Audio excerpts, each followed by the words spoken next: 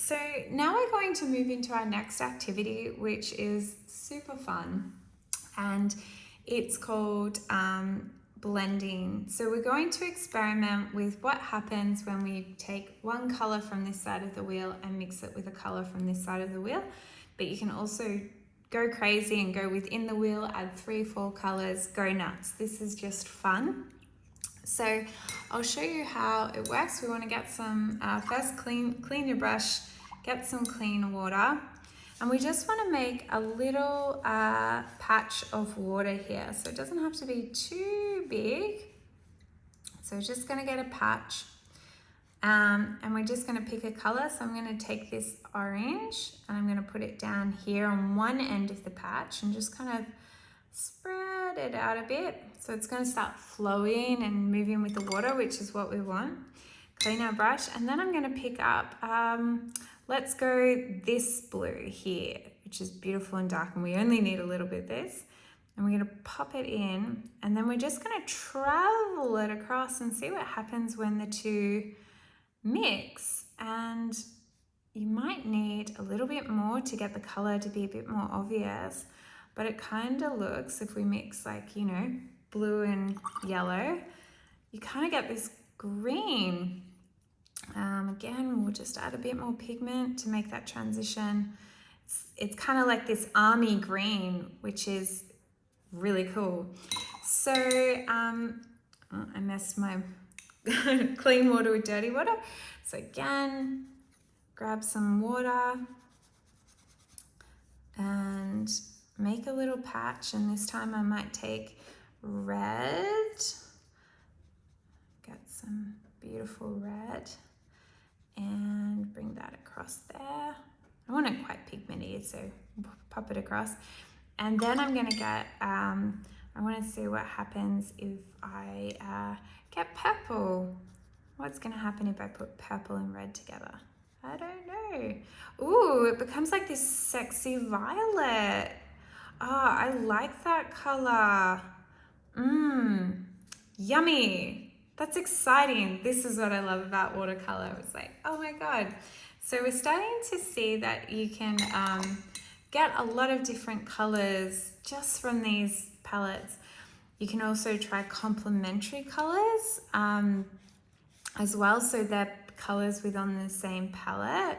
So let's see if we go, let's go green.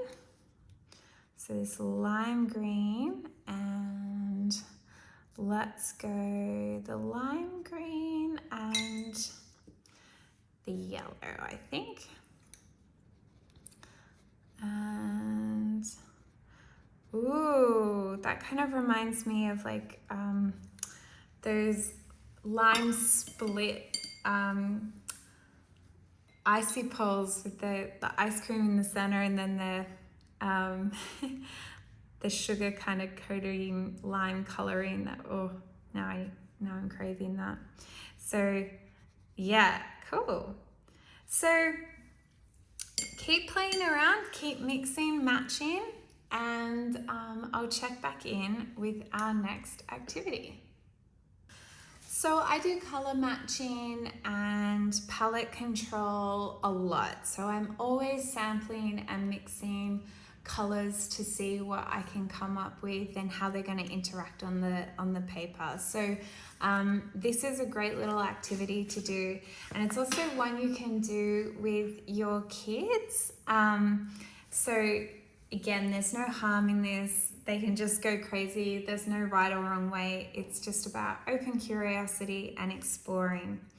So we're going to do another little exercise. So at the moment, we've been working with wet on wet, which means the paper's been wet and the inks have been wet when we've put them on there.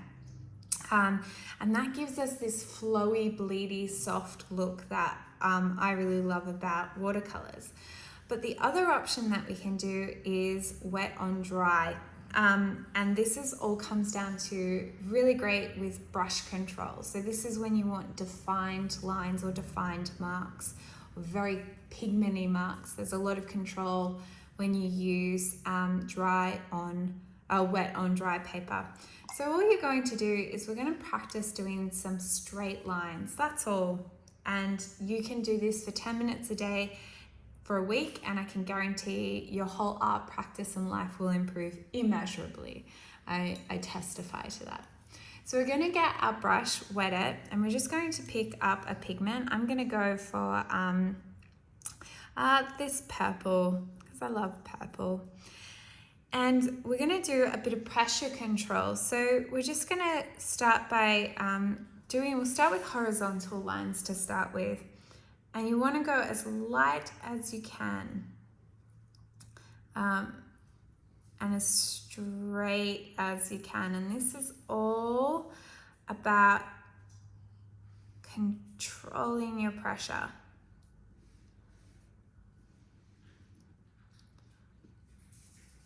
Now you can press down and do thick ones. So as you can see, I've run out of water and ink, and that's given me this actually gradient kind of look. So just wet your brush again, pick up some pigments. Now, as you load up the brush, you're gonna find that there's gonna be a lot of paint to start with at the beginning. So if I did that same high pressure paint, you can go back over and fix up the lines if you want. And this is all just about brush control. And you can see I've been painting for a year, and this is still a great exercise for me. So do as many lines as you want to. Now, the other thing we're going to try, I think we'll go, let's go this dark green. It's different kinds of marks. So just by pressing the brush, we can do all these kind of cool marks. So this could be a leaf. We could just put like a little stalk down here, and we've made a leaf. You can do big strokes like this and get flicks going. So as you can see, with wet on dry, you kind of have one or two impressions to make before it all dries up, but you get these really cool textures involved. And I think it's really fun. So when I'm doing fine detailed work, like little things like this, like little rays of grass, I often do that wet on dry so I can get lots of fine details in there. And it dries quicker as well, obviously. So have some fun, make some marks, and go wild. Let your imagination take you. So to do a quick recap, we've got our palettes, so we know what colors we're working with on our wheel. We know some color combinations that we can use in our paintings. We've started working on our brush control and line work and pressure control. We have also experimented with wet on wet and dry on wet and mark making. So in your first lesson here in Basic of Watercolors, you have learnt the foundations of everything that you need to create any type of watercolor. And the only difference between here and doing watercolors full-time like me, or being a professional artist, is doing it. You just have to practice, and you just have to keep putting that paint on the paper, which is what we are going to do with our next course. We are going to get right into making our first watercolor, which is our galaxy, and it's going to be our northern lights, and our galaxy. So it's going to be real fun. Let's get messy.